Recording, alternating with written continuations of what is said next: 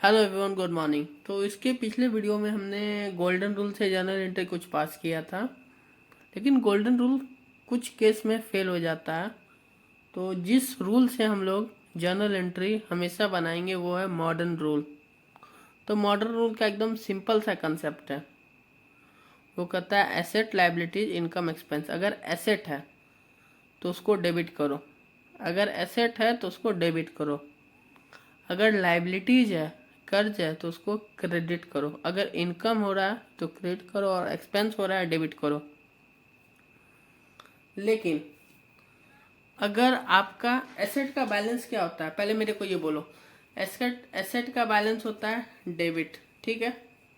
Liabilities का credit, income का credit और एक्सपेंस का डेबिट। उनका कहना है अगर इंक्रीज कर रहा है ना, अगर एसेट इंक्रीज कर रहा है तो उसको डेबिट ही रहने दो, लायबिलिटी इंक्रीज कर रहा है क्रेडिट ही रहने दो, इनकम इंक्रीज कर रहा है क्रेडिट ही रहने दो, और एक्सपेंस इंक्रीज कर रहा है तो डेबिट ही रहने दो। मतलब बैलेंस में कुछ चेंज नहीं हो रहा है। आप देख रहे हैं, जो जिसका बैलेंस है अगर इंक्रीज हो रहा है तो वही बैलेंस रह गया। एसेट का बैलेंस डेबिट होता है, अगर एसेट बढ़ रहा है तो उसको डेबिट ही करेंगे। लायबिलिटीज का बैलेंस क्रेडिट होता है, अगर कर्जा का बैलेंस क्रेडिट होता है, अगर वो कर्जा बढ़ रहा है तो क्रेडिट ही रहेगा। इनकम का बैलेंस क्रेडिट होता है, अगर इनकम बढ़ रहा है तो क्रेडिट ही होगा। एक्सपेंस का बैलेंस डेबिट होता है, अगर एक्सपेंस इंक्रीज हो रहा है तो डेबिट ही होगा। लेकिन अगर ये चारों चीज़ अगर डिक्रीज हो रहा है तो इनका साइन अपोजिट हो जाएगा, जो डेबिट है वो क्रेडिट हो जाएगा। एसेट अगर डिक्रीज हो जाएगा तो हो जाएगा क्रेडिट, लायबिलिटीज हो जाएगा डेबिट। उसका एक्चुअल बैलेंस क्रेडिट है लेकिन डिक्रीज होने से बैलेंस में चेंज हो जाता है। इनकम भी हो जाएगा डेबिट एंड एक्सपेंस हो जाएगा क्रेडिट। तो ये बस आपको बैलेंस उसका याद रखना। ओरिजिनल बैलेंस ये है, अगर बढ़ता है तो डेबिट होगा और घट रहा है तो क्रेडिट होगा। तो इसी रूल पे हम आपको जो पिछला क्वेश्चन किए थे वो करके बताएंगे। तो देखिए, ये पिछला क्वेश्चन एकदम सेम टू सेम है। 1 से लेके 5 तक हमने किया था, लेकिन वो हमने किया था गोल्डन रूल के द्वारा। यही क्वेश्चन को हम लोग करेंगे मॉडर्न रूल के द्वारा। क्वेश्चन नंबर 1 लिखा हुआ है सैलरी पेड। सैलरी पेड, क्या इसमें दो चीज़ तो आएगा, एक सैलरी और कैश। एक डेबिट होगा एक क्रेडिट होगा। अब क्या डेबिट होगा क्या क्रेडिट होगा ये हम लोग मॉडर्न रूल के द्वारा करके बताएंगे। कैश क्या है मॉडर्न रूल के द्वारा? कैश को क्या कहते हैं? एसेट, ठीक है। एसेट का बैलेंस क्या होता है? डेबिट। लेकिन अगर आप सैलरी पेड कर रहे हो तो आपका कैश तो घट रहा है ना, कैश तो आपके पास से जा रहा है ना। कैश आ तो नहीं रहा है, कैश जा रहा है। कैश जा रहा है मतलब कैश कम हो रहा है। अगर कैश कम हो जाएगा मतलब एसेट आपका कम होगा। ऐसे नॉर्मली एसेट का बैलेंस क्या होता है? डेबिट। अगर एसेट कम हो रहा है तो क्रेडिट। तो देखिए यहाँ पे हमने क्रेडिट किया हुआ है कि नहीं कैश अकाउंट को। और सैलरी इज एक्सपेंस, एक्सपेंस का अकाउंट डेबिट होता है। देखिए डेबिट किया है कि नहीं। एक बार फिर से मैं आपको बताता हूँ, यहाँ पे दो अकाउंट आ रहा है, एक तो कैश आएगा एक सैलरी आएगा। कैश का क्या होता है? कैश होता है asset and salary is equal to expense. Cash है हमारा एसेट और सैलरी एक्सपेंस। एसेट क्या हो, एसेट का बैलेंस क्या होता है? डेबिट। और एक्सपेंस का बैलेंस भी क्या होता है? डेबिट। लेकिन आप बताइए, आपका कैश तो घट रहा है ना। अगर आप किसी को सैलरी पेड करोगे तो आपका कैश तो घटेगा। अगर जब आपका एसेट घटेगा तो वो क्या होता है? क्रेडिट। इसीलिए यहाँ पे हमने इसको क्रेडिट किया। और सैलरी इज ए एक्सपेंस, इसीलिए एक्सपेंस का बैलेंस डेबिट होता है, तो इसीलिए यहाँ पे ये डेबिट है। परचेज गुड्स, फिर यहाँ पे दो चीज़ आएगा, एक तो कैश आ रहा है एक और परचेज आ रहा है। परचेज इज एक्सपेंस, एक्सपेंस का बैलेंस डेबिट होता है, इसलिए उसको हमने परचेज को डेबिट किया। कैश देखिए घट रहा, कैश घट रहा। कैश का बैलेंस एसेट होता है, डेबिट होता है, घट रहा तो वो यहाँ पे क्रेडिट हो रहा है। आपका ये भी सवाल आ सकता है कि परचेज घट या बढ़ नहीं रहा है। नहीं, इम्पैक्ट देखिए, एक्चुअल इम्पैक्ट किससे पड़ रहा है, रेंट पेड कर रहे हैं तो कैश जा रहा है, कैश फिर से एसेट होता है, एसेट डेबिट बैलेंस होता है और घटता है तो क्रेडिट, इसीलिए यहाँ ये क्रेडिट हुआ है। रेंट इज एक्सपेंस, एक्सपेंस का डेबिट बैलेंस होता है। गुड्स सोल्ड, कैश यहाँ आपके पास आ रहा है, मतलब कैश आपका बढ़ रहा है, कैश का डेबिट बैलेंस होता है, अगर बढ़ता है तो डेबिट ही होता है, तो यहाँ डेबिट है। सेल आपका इनकम है, इनकम का क्रेडिट बैलेंस होता है, इसलिए यहाँ पे वो क्रेडिट है। वेजेज, फिर यहाँ पे वेजेज है और कैश है, कैश का डेबिट बैलेंस होता है और वो घटता है तो क्रेडिट हो जाता है। अब वेजेज इज अ एक्सपेंस और expense is a debit balance.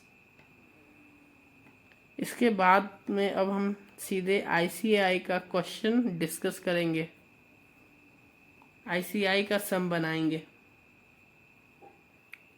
यहाँ पे कुछ सम है, सम का आंसर भी दिया हुआ है, लेकिन कैसे है वो आप लोग ट्राई कीजिए, कैसे आया ये आंसर। ये क्वेश्चन है और यहाँ पे इसका आंसर दिया हुआ है। चलिए तब तक मैं आपसे एक कुछ पूछता हूँ, तब तक आप लोग इसका आंसर भी ढूंढिए। मेरे को आप लोग बताइए कि अगर आप एक दुकान पे गए, बोले भैया मेरे को एक डेयरी मिल्क दीजिए, दुकानदार ने पूछा कितना वाला, आपने बोला 80 रुपीज का मेरे को एक डेयरी मिल्क दीजिए, उन्होंने आपको एक डेयरी मिल्क दिया, आपने उनको 80 रुपया पेड किया, तो ये कैश ट्रांजैक्शन है कि नहीं, मतलब आपने उनसे कैश में खरीदा। कभी उधारी भी खरीदते होंगे कि नहीं। सेम क्वेश्चन, अब आप लोग उसको प्रोडक्ट को उधारी खरीदेंगे। आप दुकानदार के पास गए, भैया एक डेयरी मिल्क दीजिए, लेकिन पैसा आप कल ले लेना, कल ले लेना, परसों ले लेना, चाहे 10 दिन बाद ले लेना। जानते हैं वो क्या करेगा, एक छोटा सा डायरी निकालेगा, उसमें आपका नाम लिख देगा। फॉर एग्जाम्पल आपका नाम है दीपक, उसने लिख दिया दीपक और 80 रुपया डेयरी मिल्क। दीपक से 80 रुपया लेना है, चाहे जैसे लिखना है वो लिखेगा। आपको दोनों एग्जाम्पल में अंतर समझ आ रहा है। जब कैश ट्रांजैक्शन होता है ना, तो वो आपसे कभी भी आपका नाम नहीं पूछेगा। पहला एग्जाम्पल में आपने डेयरी मिल्क खरीदा, पैसा दिया, आप चल गए, उसने कभी भी आपसे आपका नाम पूछा। आप बस में बैठ रहे हो, बस वाले को पैसा दिया, बस वाले ने कभी भी आपसे आपका नाम पूछा नहीं। आप राशन के दुकान पे गए, आप उधारी परचेज किए, वो जरूर आपसे नाम पूछेगा, बेटा आपका नाम क्या। आप उसको बोलना अंकल मैं कल पैसा आपको दे जाऊंगा, अच्छा आपका नाम क्या, लाओ मैं नाम लिख दूँ। वो बही मेंटेन करते हैं, उस पर आपका नाम लिखेंगे। तो कैश में कभी भी आपका नाम लिखा नहीं जाएगा और क्रेडिट ट्रांजैक्शन में आपका नाम लिखा जाएगा। चलिए अब इस सम को सॉल्व करते हैं। क्वेश्चन नंबर 1 है, salary paid to Ratnakar RS 7500। तो यहाँ पे salary account debit to cash account दिया हुआ है। सैलरी और कैश इसने बताया कि देखो यहाँ पे दो अकाउंट इन्वॉल्व है, सैलरी और कैश। तो इसका एंट्री क्या होगा, salary account debit to cash account. Salary क्यों होगा, सैलरी इज एक्सपेंस। एक्सपेंस क्या होता है, मॉडर्न रूल ऑफ अकाउंट क्या कहता है मेरे को कि एक्सपेंस को डेबिट करो, तो हमने डेबिट किया। कैश पेड कर रहे हैं तो कैश जा रहा है, और कैश एसेट होता है, और कैश कभी भी जाए, एसेट कभी भी घटता है तो उसको क्रेडिट कर देते हैं। पॉइंट नंबर 2 पे आ जाइए, purchase goods from Diwakar RS 1000 on credit. बेटा जी यहाँ पे देखिए क्रेडिट मतलब होता है उधार। इससे पहले जो हमने एग्जाम्पल लिया था वहाँ पे दिए थे परचेज गुड्स। परचेज गुड्स का खाली अगर दिया हुआ परचेज गुड्स या दिया हुआ परचेज गुड्स ऑन कैश, दोनों का मतलब एक ही है। परचेज गुड्स मतलब माल खरीदा, तो भाई माल नगद ही खरीदा होगा। अगर उधारी खरीदता तो जरूर उसमें आपका नाम होता। जैसे इसमें इसने बंदे ने उधारी खरीदा, दिवाकर ने, और यहाँ क्रेडिट भी दिया हुआ है। तो यहाँ क्या होगा, परचेज इज ए एक्सपेंस, तो एक्सपेंस दो अकाउंट यहाँ भी इफेक्ट हो रहा है, goods means purchase and Diwakar. तो हम क्या करेंगे, परचेज क्या है, एक्सपेंस है, परचेज कर रहे हैं तो गुड्स बढ़ रहा है कि नहीं बढ़ रहा है, तो गुड्स क्या हो जाएगा, डेबिट। किससे खरीद रहे हैं, दिवाकर से। दिवाकर को आपको पैसा पेड करना है कि नहीं करना है, दिवाकर आपका कौन है, क्रेडिटर्स है। क्रेडिटर्स किसको कहते हैं, लायबिलिटीज। लायबिलिटीज का बैलेंस क्या होता है, क्रेडिट। इसीलिए हम लिखेंगे purchase account debit to Diwakar account. आप लोग भी नोट डाउन कीजिए, आप लोग कॉपी में लिखिए, purchase account debit to Diwakar account. Purchase हमारा एक्सपेंस है इसलिए उसको डेबिट किए, क्योंकि परचेज से हमारे पास माल आ रहा है, माल बढ़ रहा है, इसलिए हमने उसको डेबिट किया। और दिवाकर हमारा लायबिलिटीज, हमको उसको पैसा पे करना है, तो लायबिलिटीज का बैलेंस क्रिएट होता है। तो इसलिए purchase account debit to Diwakar account. Goods sold to Prabhakar RS 8000, यहाँ भी दो अकाउंट इन्वॉल्व है, प्रभाकर एंड गुड्स। गुड्स मतलब सामान, प्रोडक्ट। तो यहाँ क्या लिखेंगे हम लोग, प्रभाकर जनरल एंट्री होगा इसका, Prabhakar account debit to sales account. Prabhakar से हम लोग को पैसा मिलना है, हम अगर उधारी माल बेच रहे हैं यहाँ, क्योंकि अगर उसका नाम दिया हुआ है ना, कैश में वो कभी भी आपसे आपका नाम नहीं पूछेगा, उधारी में ही आपसे उसका नाम पूछा जाएगा। तो प्रभाकर को हम लोग ने डेबिट किया क्योंकि उससे मेरे को पैसा मिलना बाकी है। तो प्रभाकर इज माई एसेट, तो एसेट से पैसा मिलना बाकी है, मतलब इट्स अ डेबिट। एसेट बढ़ रहा है तो इसीलिए प्रभाकर को debit to sales is a income. Income को हम लोग क्रेडिट बैलेंस होता है, इसीलिए हमने लिखा Prabhakar account debit to sales account. उसके बाद है रिसीव कमीशन। दो अकाउंट यहाँ भी इन्वॉल्व है, कैश एंड कमीशन। अगर आप मेरे को बताइए इनकम रिसीव कीजिएगा तो पैसा आएगा ना, पैसा क्या होगा, बढ़ेगा कि नहीं बढ़ेगा, तो पैसा आएगा ना। तो कैश एसेट है, एसेट अगर इंक्रीज हो रहा है तो हो जाएगा डेबिट। कमीशन रिसीव किए हैं, इनकम है ना, प्रॉफिट है ना, तो इसका बैलेंस क्या होता है, क्रेडिट। इसीलिए cash account debit to income receive account.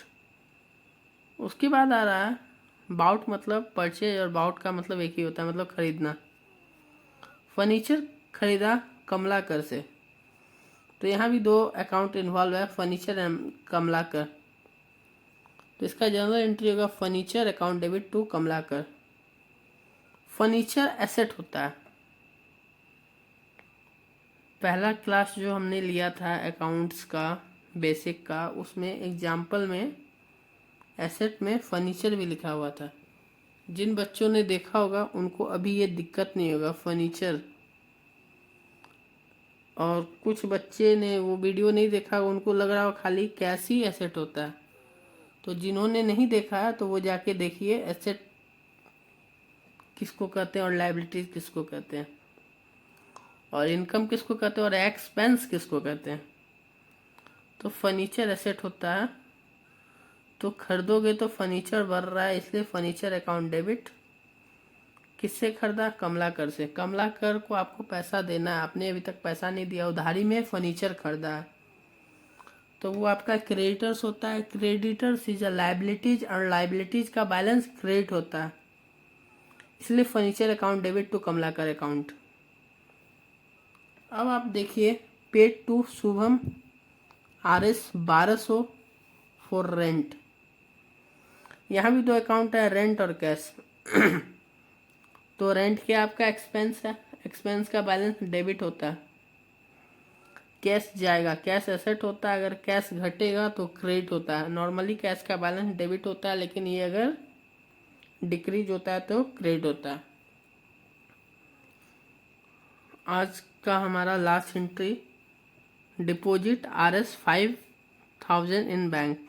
तो यहाँ पे बैंक और कैश दो अकाउंट इफेक्ट हो रहा है। आप मेरे को बताइए, आप पैसा बैंक में जमा करेंगे तो आपका बैंक बैलेंस इंक्रीज होगा, मतलब बैंक बढ़ेगा। बैंक एसेट होता है। एसेट का नॉर्मली बैलेंस क्या होता है? डेबिट। अगर एसेट बढ़े तो क्या होगा? इंक्रीज हो तो डेबिट ही होगा।